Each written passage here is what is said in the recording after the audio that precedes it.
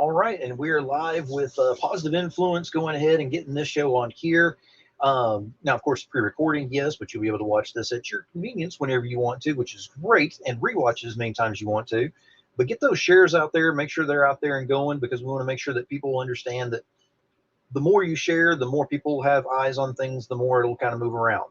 And we'll go into that whenever we talk about the hashtags that we've got connected to everything as well, which we always do on the shows. But before we get into all of the fun stuff with all that, let me go ahead and bring my guest up on here tonight. We're bringing back, and this has been a while in the making of doing this one because he started out in my first 10 guests I ever had on my shows when I first started out. So here is Jack Purcell. Hey, Phil, thanks for having me back. Hey, welcome back. It's been a while. It has. Yeah, life's gotten crazy since then, but I'm glad we're kind of back to closer to a place we were, however, 4 years ago. Exactly. 3, 4, 7, 6, 9, whatever it is. Yeah. Yeah, I'm not a math guy. You got me. No, but I mean, whenever I had you on the first time around, project that you were working on, uh, that was, if I'm not mistaken, it was your holiday title, wasn't it? Yeah, it was Malice and Mistletoe. That was a Yes. creator-owned project that I co-created with Nathan Graham Davis, and I illustrated that.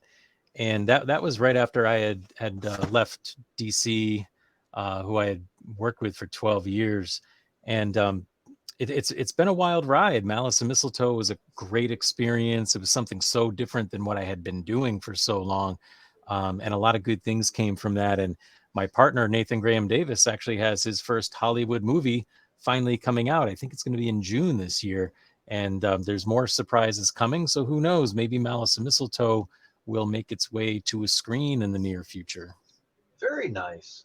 Now, one thing that I definitely remember in our interactions whenever we first got together with Malice and Mistletoe, of course, it was the Kickstarter thing. Kickstarter wasn't even as well known at the time. It was just really starting to get its name, um, especially because of circumstances building up. It hadn't fully hit with 2020 at the time, but things were kind of moving that direction slowly but surely. And I had reached out to you about possibly getting you on, talking about what you had, in the Kickstarter and what was going on with this. And not only did you go about doing that, but I've got to go ahead and point out, and I know I have my copy, and it's here amongst all of my books here on the shelves above me. Uh, but inside of it, you took the time to go ahead and do a very cool illustration inside of there, just a sketch, inside. And so whenever I got it, and then it actually was, not only signed, but it was actually signed to me and everything. That actually meant quite a bit to me as a backer at that point. It wasn't even as anybody in the industry, because I was just starting out and everything. That meant a considerable amount on there. So I just got to let you know that that really hit in a good way on there, and I appreciate you going the extra effort to do so with that. I'm really glad to hear that. I mean, that makes me feel good. I think that it's difficult, in the industry for everyone right now. It's changed so much, but I know I just did an appearance recently, and someone sitting next to me, there were only a few of us who had done work for Marvel and DC, and I was a little surprised how much and how often creators were charging for signatures. And I don't ever plan to do that. I always just find, like, if somebody took the time and had the interest in buying something I worked on, especially if they were backing a campaign like that Kickstarter, that I want to make sure I go the extra mile. Not only, but if I sign it, I like to do little sketches, or, some of the Kickstarter packages, I would do a little sketch on the mailer, just because I feel like that should be the bare minimum creators do. And I understand if somebody comes up to me with 50 copies of Gotham Underground #1. Yeah, I'm Right, going to charge you for that because you're just trying to make money off my right. signature. That's different. But if you're like a genuine fan and you just love this medium of comics, this art form, I don't ever plan to charge for that. So I'm glad that you enjoyed that, and there will be another Kickstarter. It may be next year, but I like to do that for people who take the time and effort to support me. Oh, that is awesome, and I'll be looking forward to that because just so everyone knows who's watching this, that book is not for sale and will not be for sale. That is mine. That is my personal collection on that. Yeah. There are certain ones that I get in that you look at and you're like, okay, I can read through it and possibly I can let it go after a little while or something. That's one of those that not only because you story was awesome because it's a different take on the Christmas holidays and everything. And it's funny because you're starting to see that Hollywood came out with some movies that kind of go along not the same exact route you were going, but they definitely went the different direction, the different fork in the road. And it's really cool to see that because then I see that in your book and I'm like, oh, there's a chance. There's a chance we could see this. Yeah, right. Yeah. Yeah. I mean, it was funny because the way it all came about was Nate had reached out to me and his agent at the time. He was trying to get it made into a Hollywood film, or he was pitching it as a Hollywood film.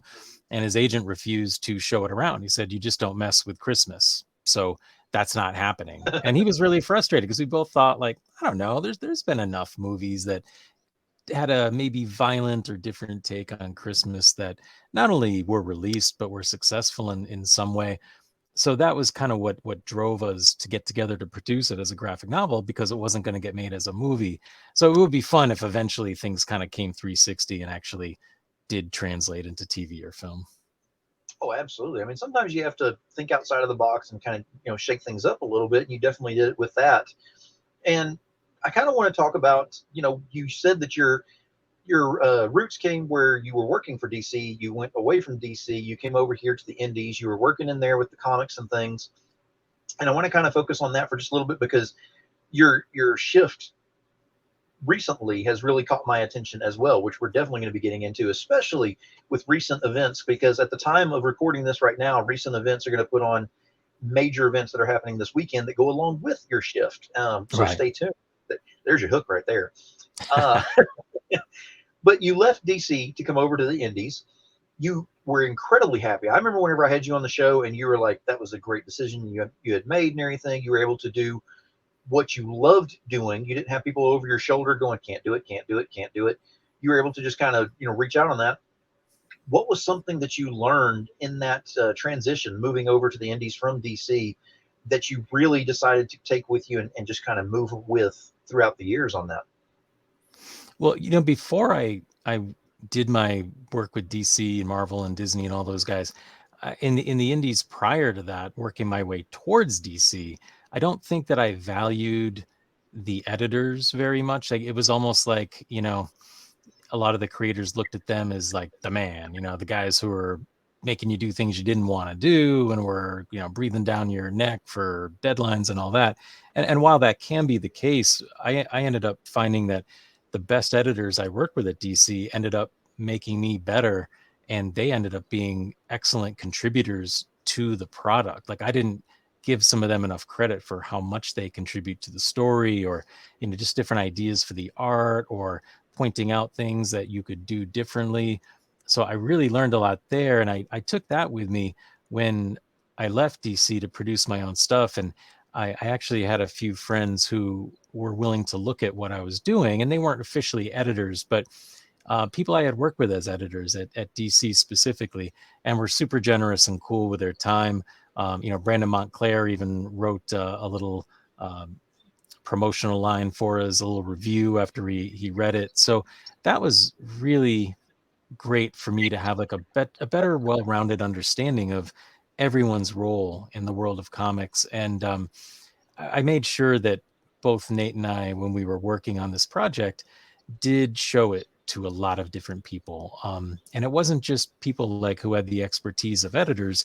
It was just people we knew who liked comics or who liked graphic novels, who were into film, and just got their opinions. And if we kept hearing the same thing, we'd realize maybe we could tweak things this way or that way.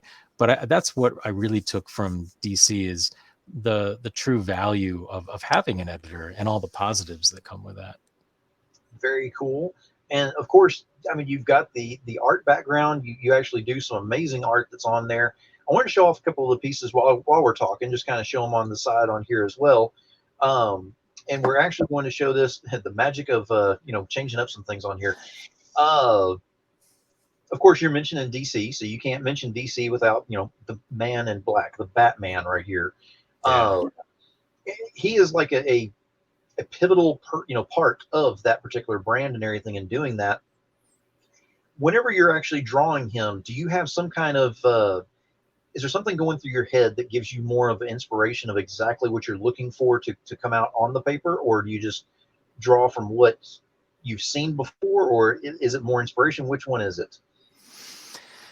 It's a combination. I think it depends. When I have the luxury of just doing anything I want, it could be simply because like I might have just looked at something that Frank Quitely did, like his rendition of Batman, or even a different character, maybe, like All-Star Superman, which is one of my favorite DC books, and Frank Quitely, one of my favorite artists.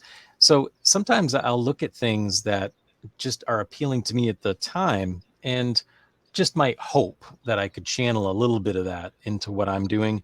I don't ever want things to look too close to any other artist, but I do get a lot of motivation from looking at people who I consider to be better than me, and I like to think that it pushes me to try to take things to a higher level. It's like a singer who writes music at an octave higher than they can actually sing. Like I might not always hit the note, but I'm always aiming high. So like this Batman piece that you have on the screen, I just really like this one. I don't quite know what I was looking at the time, but I certainly love like Frank Quitely, Jim Lee, Neil Adams. You can't help but love Neil Adams. I think if you have any love for the history of the Batman comics at all. And Greg Capullo, who I don't think you could see any direct influence in this particular piece. But it just goes on and on. I think day by day, I just love so many different artists and so many different things about them that it really can vary for me, um, day to day, month to month.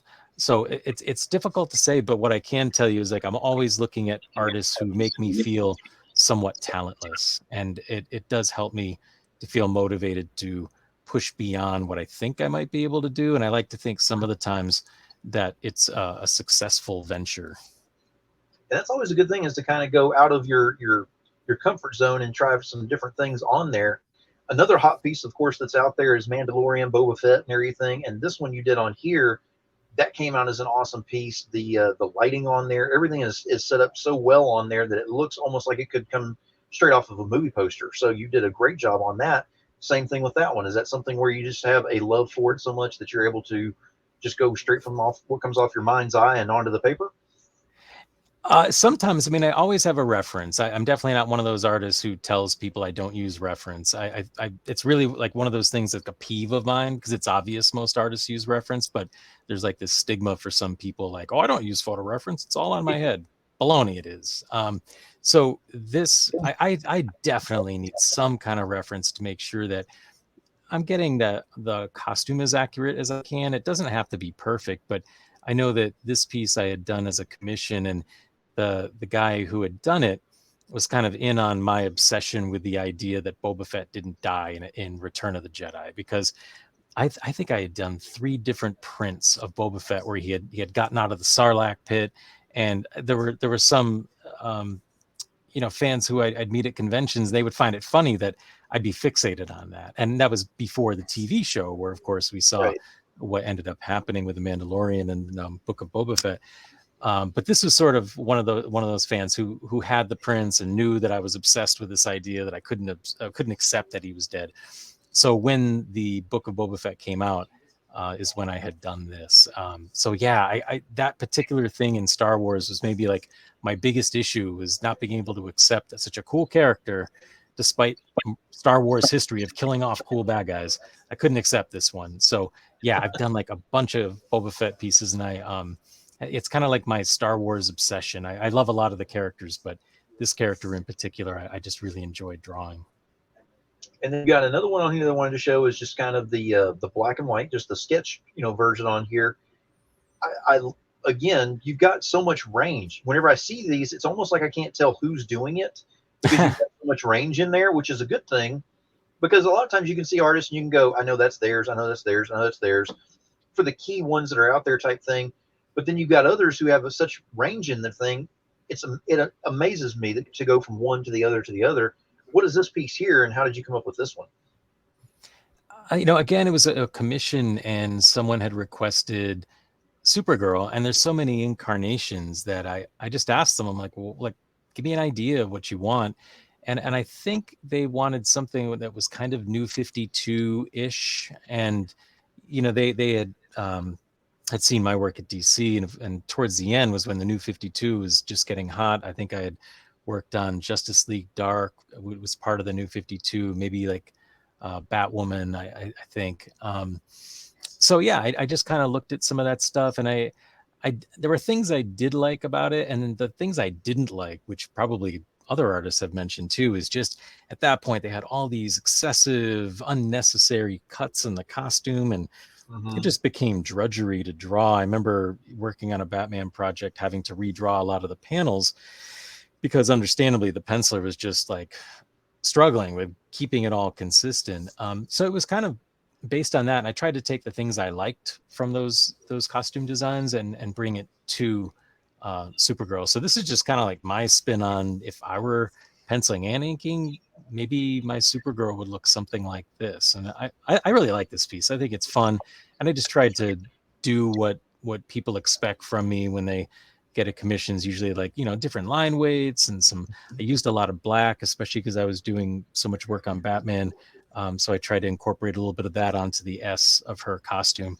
But yeah, a lot of it, sometimes I'll just get special requests from anyone who's asking for a commission. So I always just try to cater it as much as I can to whatever that particular person's looking for. Now, speaking of, catering to different commissions and different styles and different things that are out there, that's kind of segueing into the next part of this session that we're having here. Is we'd already talked about, what you were doing in the comics, and you're still working within that, to a degree and everything too. But you've gotten into something else as well. And I'm trying to hold back the excitement. I'm trying to do my best right now. But it's all about wrestling. You've got several, things that you're doing with wrestling now. And I'm gonna throw it wrestling because I grew up on wrestling, so that's the pronunciation it's supposed to be, by the way. Okay, all right. Vince McMahon thinks it's rustling, but yeah, I'll go with wrestling. Well, I'm not fired, so we're okay. Yeah, true. It's a good thing. But you've kind of, by switching gears and going into this and doing the not only doing the artwork, but you're actually interacting with the athletes that are out there and everything. And I'm going to call them athletes. I'm not going to call them, entertainers. They are actually athletes. Oh That's a whole yeah. segment of itself right there to discuss. But with the athletes and everything, I've got to ask, how surreal is it to be able to just have conversations with these people that entertain millions on a regular basis, and you're able to just kind of, how's your day going? When can I get you on here to discuss da da da da? How surreal is it to have these conversations with these people?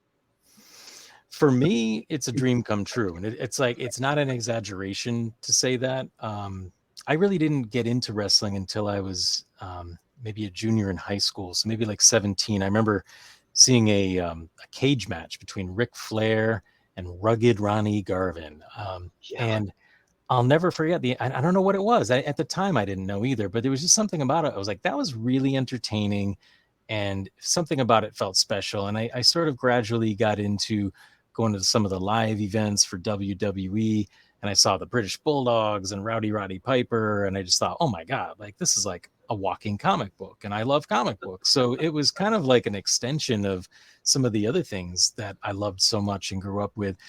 So it really kind of accompanied my love of comics, and I saw so many parallels between the two. And then as I would go on to work in the comic book industry and learn a little bit more about what the wrestling world was like, there were more parallels there. So it just became something where I found so many things in common between the two worlds that one fueled the other.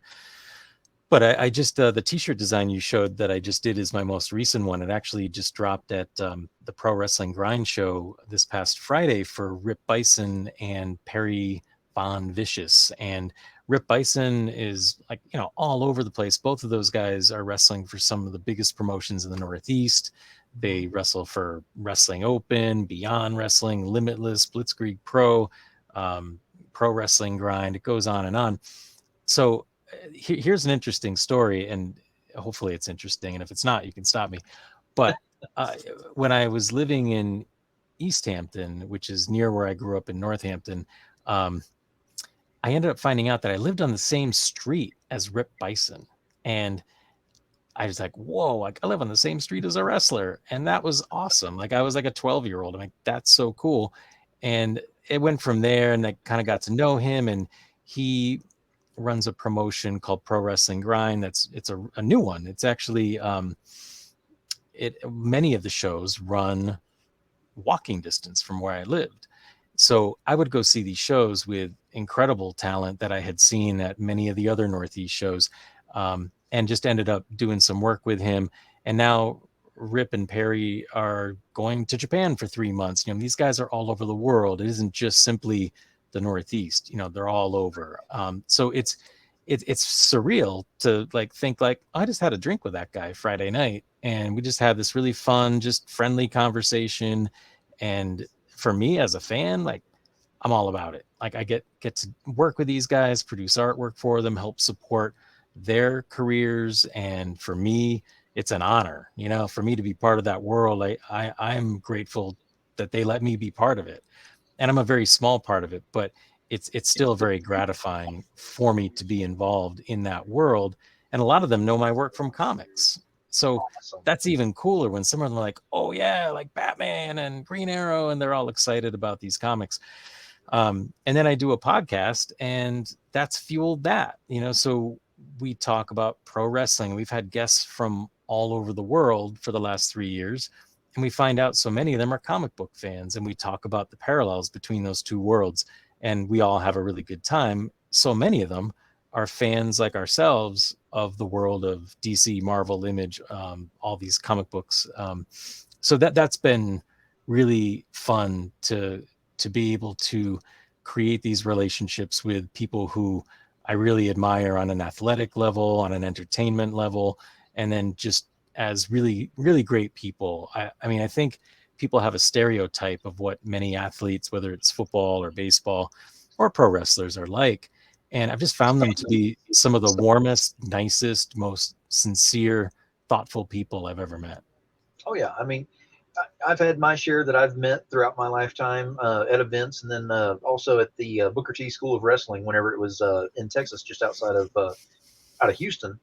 I actually got to go back there. We started in food service at first from the restaurant that I was working at, and then I got to go behind the scenes and everything because it was just as a regular face and everything. So I actually talking to Booker T was like talking to just a friend of yours or type thing at the time. Whenever you meet the Queen Charmel, that was one of those things where I felt like I had to bow or something, and they laughed, and she's over there at the ticket booth, actually, taking care of ticket sales and everything. Right. It just doesn't seem like the same thing that you see on TV. And you hit the nail on the head whenever you said the stereotypes are definitely out there, but whenever you see them out of the spotlight and see how they really are and everything, there's some awesome people. I mean, there's some really great people that are involved in this, and they have no problem bringing you into their world and seeing behind the curtain. Sometimes you just have to ask is all it really takes to get to do that. I got to ask you though, have you had your chance to step into the squared circle at any point? Yeah, I'll tell you. When I was younger and more foolish and had a bit less aches and pains, I actually thought I was going to become a professional wrestler. So I began doing very informal training, a lot of weightlifting, and I would go to events anywhere I could and just try to get information any place I could from people who were involved with these companies. Killer Kowalski actually ran a school where people like Triple H were Yes. students, and Mount Tom in Northampton, they or in I guess it's in Holyoke. Um, they actually ran shows there, and I remember talking to some people, getting as much advice as I could, and um, I ended up doing a little bumping in a ring and a lot of kind of backyard wrestling type stuff, which wasn't necessarily the safest way to learn, but you learned whether or not you could endure some pain and some tough bumps. And we actually had access to a gym, so we had padding, and we would learn to take the bumps. We would again go to these events, talk to as many people as we could, and many of them, like you say, you just have to ask sometimes, and they're generous with their time and advice. But I ended up unfortunately training one day with someone who was as inexperienced as me, maybe less experienced, and dropped me on my head doing a pile driver. And Oh, unfortunately, I didn't have enough experience to protect myself, right. and really ended up with a pretty significant neck injury.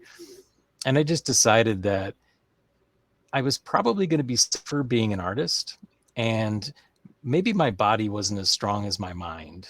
I felt like I just wasn't one of those people who I guess I don't think I'd be as durable as I would need to be to Right. take it all the way. And I'm pretty average size at that time. I was probably 170. I was strong. I didn't have any real body fat. I was in great shape, but that really damaged my neck. And I actually saw a chiropractor. I waited longer than I should have, but I saw a chiropractor. And when I went and he examined me, he told me that I had a broken neck, and I didn't believe him. I just thought it's definitely not broken. And he went so far as to say, as I was leaving I was leaving to, finished our appointment, had an appointment to come back, I guess a few days later. And he asked me who was driving me. I was like, well, I'm driving. He's like, you can't be driving. And I was like, no, I'm fine. So I do feel like that was his assessment of me was not accurate. I do not believe my neck was broken. But Right. when people are saying that to you with a medical background, you have to stop and think, well, what is my body going to look like in 10 years if this is what I'm Right. doing 3-4 days a week on top of having a shoot job to pay for my life in the meantime, in the hopes of making it big to a WWE or whatever. So yeah, luckily I smarted up enough. I guess I wasn't thoroughly concussed and decided that I was going to back off on the wrestling. I was still going to love it from a viewer's standpoint, from a fan standpoint, but I really focused my energy more on my artwork, and that's worked out better for me. Awesome. Now, you mentioned, of course, about your podcast. I want to kind of ask you on that one because you said you've been doing that for about 3 years. So I got to ask you, what was it like to transition into doing podcasting, to go ahead and start off onto that and to start that path? Yeah, it's funny. It's like almost everything in my life, I kind of have comic books to thank. And it's been such a epicenter of my life that so many good things have come from it. I've met so many great people. I've been so many places because of comics. And I was I was doing a lot of shows in the Northeast, and I was in Rhode Island, I was in Connecticut, New York, I was in Pennsylvania, I was all over. And I kept running into this guy, Lewis Perry, who had a podcast called The Angry Geeks. And he would, we just got to know each other. I'd see him around. He had this cool Superman jacket, and he'd interview me at shows. And eventually we got to be friends. And he asked me if I'd be a guest on the show. So I went on, and we had really good chemistry. And then at one point, his co-host couldn't make it, and he asked me to be the guest co-host, and it was great. We had a blast, and it went from there. That happened a few times, and then we talked about pro wrestling, and he was saying, he told me his history. He had actually competed in the ring for a few years, and Nice. had some significant experience. And we just really, and then it just created this landslide of like, we're really into comics, and we're also both have this history of being really into wrestling. He had kind of gotten away from it.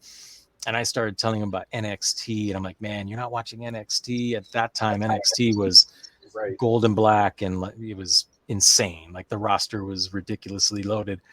And he started getting back into it. And he's like, would you ever be interested in doing a podcast about pro wrestling? And I was like, yeah, like, why wouldn't I be? And I never considered it until that time. He brought it to me. And so, yeah, we've been doing it for the last 3 years, and we've had guests from all over the world. We've had guests who people have seen on AEW and WWE, NXT, all the indie promotions from East Coast, West Coast. And it's been an extraordinary experience. Like, I feel like I've learned a lot just doing podcasting, and just really enjoyed it because I can talk, like I've got a limited skill set, but I'm at no lack of words. And he and I have a strong chemistry, and I think people enjoy the back and forth. So it's been really fun. And again, because so many of our guests are into comics, the conversations can go in so many different directions. It's just, you never know. Like, we don't know where the conversation's going. Like, I have certain thoughts about what I'd like to talk about, but there's been times like I didn't get to any of it. We just ended up talking about something totally crazy that was super entertaining and fun. And next thing you know, an hour's gone by. Oh yeah, absolutely. I mean, and that's one thing is whenever you love what you're doing so much, time is relative at that point. I mean, it's like it doesn't even matter there. I mean, you get to going, you have to have a stopwatch ready on hand or something to make sure that you don't go over too much, because you just get so into it and you get so comfortable with everything that's going on. And especially if your guest is comfortable as well, it flows so perfectly on there. And I'm happy that you've actually been able to experience that and go through that on your podcast for 3 years on this. And I'm definitely going to be following you on that podcast as well, because I want to see what's happening over there with you on that, and start following the guests that you have on there as well. What else have you been working on in your recent things on here? You've got your podcast. Of course, you do commissions. I do. So if people want commissions, you are available for that as well. What are Absolutely. you working on? So I've got two projects that I'm doing right now that are really fun. So one that I think I sent you a link to, that if you feel like sharing would be awesome. There's a card game, and I've never done a card game before. It's called Fugitive on the Run. Thank you. And it's really fun. This guy Fort Mason created this really cool game. It's got fun mechanics, and the game itself we actually have played a few rounds of, and I really enjoyed it. It's optimal with four people. You sit around, it's a dice game, there's all these cards, and I'm creating the artwork for the cards, and I think there's like 86 total, so there's a lot of images, and I'm plowing away on those. And it's basically, the concept is that you're an inmate who's escaped, and you only have a limited amount of time to enjoy life before you're Right. caught. So you want to have as many life experiences as you can. And you're in the South, so it has kind of like a Southern flavor to it. It's a lot of fun. And I think if you go to the link and sign up on the mailing list, you can get a free print and play version in the early summer to kind of get a preview of what it's going to be like when it's finished. And the Kickstarter is going to hit, I think, in September. And that's going to be really fun. Some of the rewards are going to have original artwork of the cards, commissions from me, and then, of course, the game itself, which will be coming out, I would guess, the end of the year, early 2024. But it's a really fun game. And again, like, playing with four people is probably the best way to do it. But I would probably need Fort to talk more about all the specifics of it. But again, really fun mechanics. So it's a game, like, I've never played anything quite like it, and I'm not the biggest card player in the game, in the world. But this one for me had a lot of really fun dynamics to it, and I think it has a lot of replay value. Like, it's not one of those games like Monopoly where it goes on and on and on to the point where you're just like, man, I'm really tired and I got to get this game over with because I have to Yes. work tomorrow. It's not like that. So I really enjoyed that. So Fugitive on the Run is what it's called. And that's been something that, again, it's different for me. So working collaboratively with Fort Mason on this project for me has been a different experience, much like anything would be, whether you're doing a podcast or a comic book or anything, or even a wrestling match. The person you're collaborating with, it's always a different dynamic, and there's always different things you can pull from yourself and that collaboration. So it's been different and fun for me. So right now, if you go on there, you can see some of the images. I'm doing everything. I'm doing the pencils, inks, colors, and there's some lettering on them that I'm doing. And then ultimately, there'll be some additional text that's not designed by me. But it's been fun doing all of the artwork. During the pandemic, I took that time to teach myself how to draw digitally. So I've Mhm. become very comfortable as a colorist too, which I never really thought I was going to delve into. I'd always work with guys like Pete Pentazis, especially at Disney and DC, and just admired the hell out of what he could do with color. And I always tried to study it and pick up what I could. So I hope that shows when you see these pieces. But it keeps it fresh for me, which is the important thing. Like with anything, I think once you feel like you're getting stale, you get comfortable and redundant and ultimately boring. So my hope is is that people who are viewing it see it with some fresh energy, the way I feel when I'm doing it. Yeah, definitely looking forward to the printable version that'll be coming out, so we can get a sneak peek and Yeah, see. So y'all definitely need to go to the link that I had up on there. I'll have it in the feeds as well, so don't panic. You don't have to memorize it. It'll be in the feeds. So whenever you're looking over there and this is over with, go to the feeds. It's already in there. But that way you can get on the list for one thing, but you can also get that, where you can preview it before you actually go ahead and get this thing in your hands. It sounds like it's going to be a lot of fun. It's a very different game. It's not your cookie cutter style. Everybody has the exact same game thing. And I like that, because you get tired of going looking for a game every once in a while, going, I've got it, same thing, same thing. You want to go to something that's different. And I like yeah. that. I think it feels like a comic book too, which is obviously why he came to me, like to have that kind of comic book illustration style, and the stuff I've been doing with the wrestlers, which the other project I'm working on is I just started, and I can show your viewers for the first time. These are trading cards, I'm and gonna I give you just full screen for that one. nice. Yeah, thank you. Oh Yeah, yeah. I'm printing three, and I wanted to try them out and just see how people reacted to them. But this is Lucas Chase, and Jeez. he's currently the champion for Blood, Sweat, and Tears, which is a Connecticut promotion, and he Hmm. wrestles for Blitzkrieg and a bunch of different companies. So the back of them, again, trying my hand at design, trying to make it look cool. So there's some statistics on the back, and I'll give you a quick look at the other two. These are the first three I'm going to be showing around. So this is Mother Endless, another wrestler mostly in the Northeast, and the back kind of has the same type of design. And then one of the top tag teams in the Northeast is Miracle Generation. If you're into any of the death match stuff, you've probably seen GCW, and Dustin Flash Waller is a big presence over there, and Kylon King is all over the Northeast. So yeah, these are the first three. I'm going to be debuting them at a show on April 8th for Blood, Sweat, and Tears, and just trying to see how fans react, if people are enjoying them, and maybe things I can do to make them better. So um, we'll see how that goes. But I'm just excited about it because I haven't done it before. Very cool. Now, I would be completely remiss if I did not ask this, because at the time that we're doing this, of course, I mentioned something at the very beginning and was very elusive on that. What I was alluding to is the fact that at the time of doing this, WrestleMania is like happening now. In fact, the tomorrow night is the Hall of Fame, and then the two-night celebration is Saturday and Sunday. I've got to ask you, uh, who is your favorite face? Who is your favorite heel?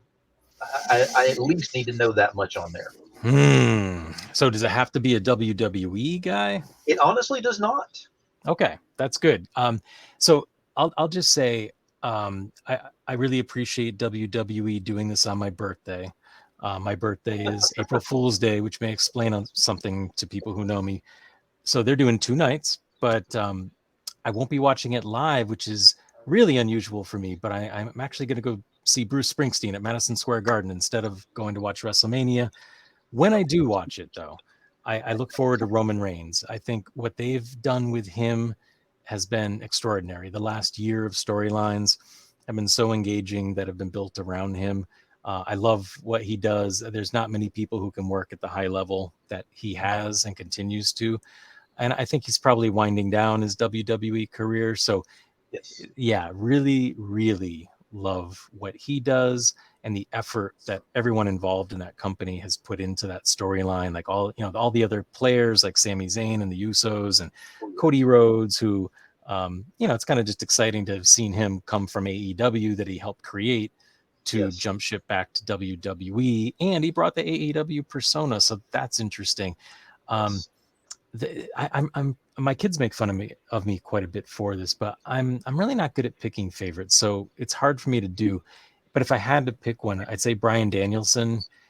I Nice. consider him a face. I think right now you probably most people would say he's a heel. But maybe Kenny Omega is my favorite face because he technically is a good guy right now. But there's so many that I love. I'm really looking forward to WrestleMania because I've really was depressed over how bad it had gotten and completely unwatchable over the last few years. And Yes. then as Triple H took over from Vince McMahon, um, it began to transform into what it should have been for a long time. So I can't credit Triple H enough, the creative force that he's brought in so many ways. And then not to sound negative about Vince McMahon, because the guy completely reinvented pro wrestling and made it what it is today. And many, many people have him to thank for having a job. But there came a point where he got very out of touch. So Right. really love what's going on with most of WWE right now. And AEW is extraordinary. And again, I've luckily been able to get to know some of the people more on the AEW roster than WWE. I can't really say I have any relationship with anyone who's currently there. But yeah, Roman Reigns, really looking forward to that. I wish the women's division was booked better, but I love Bianca Belair. I'm really looking forward to her match with Asuka, which has been one of the most poorly booked lead ups to what should be an extraordinary match. Yes, But exactly. love those guys, and really, what a shame that the women aren't being treated better. And can I give you a prediction? Oh, absolutely. So this is going to sound crazy, and I might be crazy for this, but I just feel like I can explain a little bit if this isn't boring. So I'll make it brief. A lot of people are focused on whether Roman Reigns is going to retain the title and beat Cody Rhodes, or whether Cody Rhodes is going to finally take the belt off Roman. Right. I think Roman Reigns is going to keep the belt, and Cody Rhodes is going to join Solo Sika and Roman Reigns to create a new faction, whether it's the new bloodline, whatever they want to call it, because the bloodline is too good to end it. They unless Right. Roman Reigns is really leaving, it's too good. They can't end this. So they got to reinvent it some way. And they just had Cody Rhodes and Solo Sika battle it out. So they didn't save that for Cody's first title defense, which made me think, these guys both have bleach blonde hair.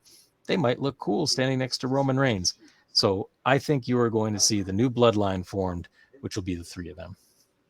And that would be interesting because technically, Cody Rhodes is from the bloodline of the Rhodes family, which is a huge bloodline right alongside. I mean, they run Right. parallel basically, and interacted quite often throughout the years and throughout the generations. So that is That's right. something that could be very possible in there. And we're talking about founding father families that are going at it for the title on this. And that, like you said, there's really no winner loser on this whenever they could build it up in a different way and continue this on bigger. And that's one thing about WWE, especially with Triple H taking over, is he's trying that factor of, oh, you think you know what's going on? Let me show you something real quick. And then all of a sudden, and it's not like it used to be where it was like, are you kidding me? This is how we're going to end this thing? Because that Right. for years, now they're doing it where it's like, and everybody's jaws just dropped, and they're just like, I don't know how to take this. And then of course, with Raw afterwards, they start really explaining things and how the storyline's going to go and put it into play. But I love the way that he's been doing this here lately, where the storyline has really been playing so hard in there. And I got to give him credit that he has been booking the storyline and telling it the correct way, leading up to with Rhodes and Reigns on there. But he has been lacking on the women's. I will agree with you on that because the women's has a lot more on there. There's a lot more that's riding on the women's than a lot of people are really looking at on there. Two huge matches that are on there. Uh, Huge. with Asuka being on there, you never know what's going to happen. Is it going to be? She's already brought back the demon, portion of there, the Yeah. Oni. So that we know that we're going to see something along those lines, which I don't think Bianca is ready for. And then on top of that, Charlotte Flair. I mean, do I need to say more? Right. You really can't. That legacy right there is just too huge to overlook. And how much have we seen in that in promotions? It's kind of disappointing on that end because everything's been put onto the main event and not so much on everything else that's going on. And it's a missed opportunity, in my opinion, anyway. 100%. And it's almost like they can't focus on telling all these stories. It's like everybody's scratching their head and putting their energy into the Roman Reigns story, which is awesome. It's been great. Yep. But like, you guys got a squad of writers. You can't get everybody on this because Rhea Ripley versus Charlotte Flair will tear the house down. But Rhea Yes. Ripley has pretty much been involved in standing ringside and in mixed tag matches. Why isn't she being, a wrecking ball, taking down all these other women leading up Yep. to her match with Charlotte? It just is mind boggling to me what's going on. And, there are rumors out there that Vince is getting back involved in creative. And there are certain things coming up that make you think, Brock Lesnar versus Omos. Did anybody want that match? I know I didn't. Right. So I And don't I know. did. I did see the recent news about Brock Lesnar that he took the deal that he goes ahead and takes this match with Omos and he wins, then he is on for 5 matches for the entire year of next year so that he keeps his contract on there, or else Omos wins and we no longer see Brock. So he went ahead and took the contract. Now, okay, taking a contract, good, great, wonderful. 5 matches though, that to me is intimidating as a fan. Do I have a chance to ever see him live? Because it's 5 matches in an entire year. That's a lot of times that WWE is out there doing their thing, and you've only got 5 times to actually see him at some point, wrestling. You may see him out there, starting a fight or talking or whatever he does, Yeah. but that's not what we're there to see. We're there to see Suplex City. I mean, that's what we want. Yeah, right. I mean, I think it's insulting to the fans, really. I mean, Goldberg, I don't want to see Goldberg around, and mostly because I don't want to see him hurt himself or someone else. More Right. more than my selfish want of like seeing a cool match. But yeah, Brock Lesnar, it's over. I'd love to see them let him ride off into the sunset. He had an unbelievable career. He's extraordinary, but it's over. I don't want to see you out there talking. I don't care what you have to say. And when your matches you're blown up after 3 minutes, like I understand why, but it's just not appealing for me. And I Right. do feel like guys like Cena, when they bring them back, Cena can go. Like he'll put on a match that's entertaining. You're not going to feel cheated. It's like the world of comics. What soured me on a lot of stuff, especially with Marvel, is it's like the nonstop relaunches, the new number ones, all new, all different. I Mhm. can't get invested long enough. I feel like I can't dig into some long-term storylines before everything's kind of wiped away, and then I'm back to 12 variant covers for a new number one that you're charging me $8 for. I feel cheated, and I don't want to feel cheated. So Exactly. those are the kind of things that turn me off to a lot of comics, and some of those characters in wrestling. Now, final question that I want to lead into, because again, I got to keep looking at the time because we could talk about this for hours and hours. Uh, the energy of going to an event. If you have not been to a wrestling event of any kind, uh, you won't know exactly what I'm talking about on this until you've been physically. You can watch all you want to, but being there physically, there's a different energy involved. What is it about the energy that's involved in these events that could possibly be contained and used in the comic industry? Do you see some way to actually formulate that to get that much excitement, that much energy, and all that into something in the comic form? What are your thoughts on that? Yeah, I mean, I think you're hitting it on the head. That's the kind of thing they have to focus on, because the stories are so, it's serialized entertainment. Theoretically, it's once a month for most of these books, but I feel like a lot of the times there isn't really much that's like a great idea. There's sort of like Marvel even had this thing where they were killing off a character every 6 months, only to really plan to bring back a character to replace them and then bring that character back to. So essentially they create a new franchise out of a character's death. But like things like Thunderbolts, I remember when Thunderbolts number one happened and there was that huge twist at the end. Like Yes. that's the kind of thing. That's what I would liken to when you hear an LOD pop at a wrestling show. Like Yes. that's like, oh, I didn't see that coming. I didn't expect that. Oh my God, I can't wait to see the next issue. And that genuine excitement is what's missing from most storytelling in comics. And I know like when Alan Moore was writing stuff for Awesome Entertainment, which was Rob Liefeld's venture at the time.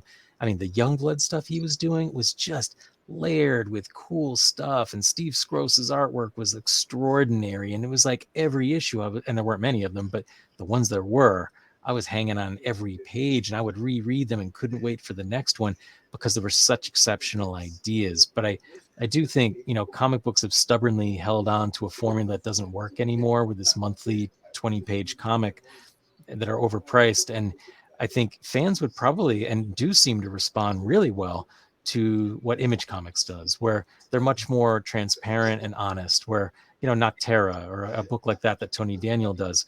They'll tell you, we're going to do 6 issues. There's going to be a 1 or 2 month break, and then we're going to come back with number 7. And it gives them the time to really make sure that there's something that's a genuine hook, or at least that they intend to be, that's going to keep you wanting to read the next issue, as opposed to, oh my God, it's a monthly grind, we got to come up with something, let's stretch out this story that could have been done in 2 issues and make it 6. And they don't have to do that. And I feel like Image Comics is really the wave of the future. I think Marvel and DC have really fallen apart over the last few years for a lot of reasons, but Image, to me, there's almost all of my favorite comics right now are published by them, and a lot of the books I find on Kickstarter are excellent. But again, they have these really good ideas that they don't have this pressure of a monthly comic that they have to, or even twice. Like what is it now? Like Batman's twice a month, Right. and it doesn't work. It just doesn't work. They don't have it. They don't have enough interesting content. I love Batman. It's the reason I got into comics, but it's disappointing. And for the first time in many, many years, I canceled Batman. I'm just tired of it. Like, you're not doing enough to hook me in. But then there's specials, like I think it's called One Bad Day. They did like 6 one-shots recently, Yes. and they had powerhouses like Howard Porter, who's one of my favorite artists, did this extraordinary Batman and Bane, which there's actually a pro wrestling theme to. And it was awesome because it's a good idea. So they just took like a 64-page comic and you got an awesome product. And you don't have to worry about, oh, I need to do this 11 more times this year because my editor requires it, or whatever. That I think is what comics are missing. They're stuck in the past and have to learn to figure out how to move forward to keep the fandom. Because I mean, the numbers that a lot of these comics are pulling in right now is really should be alarming to comic book companies. That if you look at the numbers of what books like Superman are doing every month, it's crazy. Oh, absolutely, absolutely. But anyone who's watching this right now, the entire thing that we've been talking about is the passion and the energy that's involved, in anything that you do, and as much as you love it, how much it shows in what you do. So now I'm fixing to give Jack full screen on this one. He's going to let you know where you need to go to follow him, what projects are coming up, what he's working on, where to get a hold of him, for commissions, because you definitely want to do that as well. Anything and everything that's available on there. But follow the energy that he is putting out there, because you do not want to miss out on that. Before I give him full screen, though, I always say this on all the shows, and I'm not going to do anything different on this one. We have a hashtag on here, power of the finger, the correct one if you can. Hit that share button and get this shared out. But it's get his stuff shared out as well. Share everything you possibly can, because anyone who says that they don't have the money to do everything, nobody's going to point the fingers and say, oh, you should be doing this or you should be doing that. We understand. Everybody understands that. But whenever you say that you don't have the time to share something, how much time does it actually take? Do you drink coffee in the morning? Because I know I do. How much time does it take to make a cup of coffee and then drink it? How many shares could you do while you're drinking a cup of coffee? You start kind of putting it into context like that and thinking about it, you could actually do a little bit more to help out, and it'll help put the spotlight back into the indies and get a little more of the spotlight out there for people like Jack, who are working on projects within the comics, within wrestling, within his commissions, with his artwork, within anything that he's doing there. It'll help get him a little more spotlight. So speaking of spotlight, we're going to give him full screen right now. He's going to let you know why you need to get over there and use the power of the finger right now. Right. Well, I appreciate people like yourself, Phil, because I appreciate your interest in what I'm doing, and you've kind of done exactly what I talked about. What I try to do on my podcast is make people feel comfortable, and I just always enjoy being able to talk to you because we have a good time. And so, if you're looking to check out my work, I'm Jack Purcell Inc. INK on Instagram and Facebook. I know I still use Facebook. I'm Jack Purcell 38 on Twitter. I don't do a lot other than kind of doing what we're talking about here. I retweet a lot of people's stuff, occasionally post some updates about what I do. But Jack Purcell Inc. INK, you can message me if you're looking for a commission of any kind. I do put up information about appearances that I'll be doing there, so you can check me out there. Faces and Heels podcast is on Facebook. Faces and Heels podcast is Instagram. Faces and Heels on Facebook. You can check out the podcast. We have guests in the world of pro wrestling, a lot of comic book talk too, which has been really fun. So you can check us out there. We're on Pod TV, so we're all over the place, YouTube, everything. So we're easy to find. But really my presence is mostly on Instagram. And if you want to find me there, message me. I do get back to people. I don't snub messages. I try to respond to everyone who reaches out to me. And I will be doing some con appearances. I'm at Plastic City Con if you're in Massachusetts. Most of my appearances this year are pretty much in the Northeast. I don't know if I'm going to be at Rhode Island Comic Con yet, but all the updates will be on Jack Purcell Inc. on Instagram and Jack Purcell Inc. on Facebook. Awesome. So everyone needs to go ahead and go over there and check out all that. We'll have the links actually in the feed, so you can go directly to those and have no problems there. And don't forget, don't miss out on the game that he's got coming up as well. You don't want to miss out on that one. And like he said, it should be crowdfunding around September is what we're looking at. You'll hear more about it, of course, as we get closer to that. and I'll probably be bringing him back on as a guest on the show to talk about that whenever it does launch, so we can get some more information as it's launching and getting the momentum there and figure out some more stuff at that point. But Jack, I appreciate you coming back here. It's been far too long since I've had you on the show. We don't need to, wait this long next time. I definitely want to get you on again and talk about these things and kind of get to know where you're headed and everything.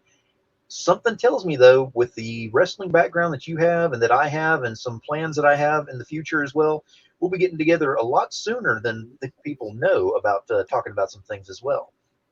Good. I hope so. I'm actually going to be doing a signing with Jake the Snake Roberts on Free Comic Book Day too. So I'll have some information about that on my social media, and I'll be sure to send some fun pictures to you from that day. It's going to be a blast. Awesome. I'm not at all jealous. Not at all. But Jack, I certainly appreciate it. I thank you for being here, and I get to say what I love saying after the end of every show, and I've been doing it now for about 4 years now. But hope everyone enjoyed the show. Get your shares out there. Use the power of the finger, and by all means, keep it indie, y'all.